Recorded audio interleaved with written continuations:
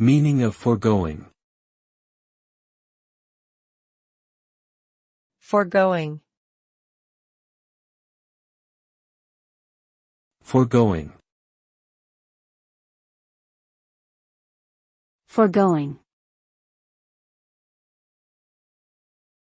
Foregoing.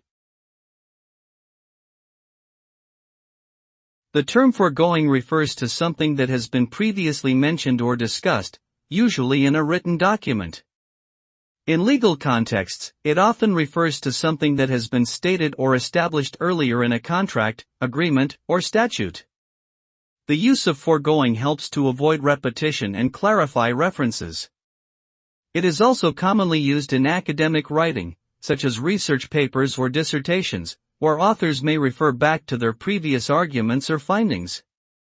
Overall, the term foregoing serves as a useful tool for maintaining clarity and organization in written communication.